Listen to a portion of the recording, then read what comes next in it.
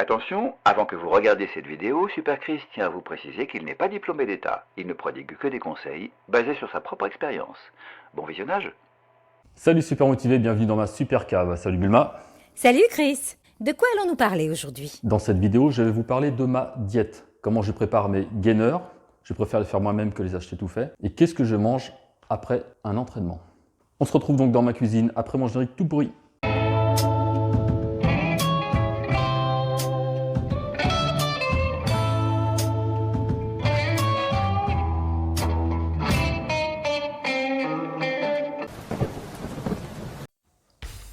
Ok, donc 20 à 30 minutes après mon entraînement, je commence par des lardons de truite. Ça apporte environ 25 grammes de protéines. Vous trouvez ça en supermarché, hein, c'est un peu plus de 2 euros.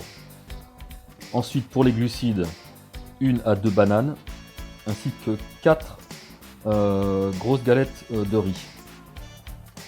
J'ajoute à ça 1 g de créatine que je prends dans un verre d'eau.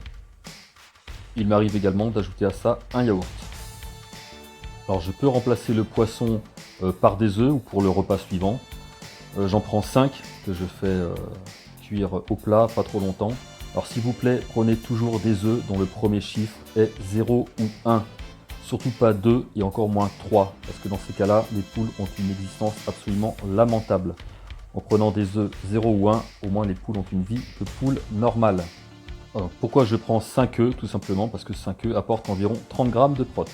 Quand je n'ai pas le temps de me préparer à manger, je me fais mon shaker de gainer. Pour ça, j'utilise de la whey native, auquel j'ajoute de la poudre d'avoine. Donc environ 30 grammes de protéines pour 60 à 90 grammes de poudre d'avoine. J'ajoute à ça 1 g de créatine. Je prends 3 grammes de créatine par jour. Avec ça, toujours une banane ou 1 ou 2 kiwis. Et vous avez votre taux de glucides post-entraînement. Et je vous garantis que ce gainer maison, il cale bien. En supplémentation maintenant, toujours oméga 3, important, collagène, vitamine D3 et magnésium.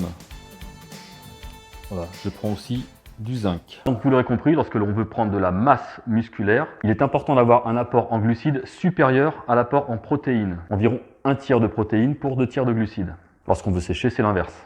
Voilà, cette vidéo est terminée. Ma prochaine vidéo sera un podcast avec Rudy Koya qui sera en ligne normalement la semaine prochaine. Sur ce, je vous dis à très vite, ne lâchez rien, soyez motivés, tchuss. Ça t'a plu Bulma, tu vas suivre mes conseils? Dis tout de suite que j'ai des grosses fesses. Cette vidéo vous a plu, alors n'hésitez pas, vous la likez, vous la partagez et vous retrouvez Chris sur Instagram et Facebook aux adresses mentionnées ci-dessous. Merci.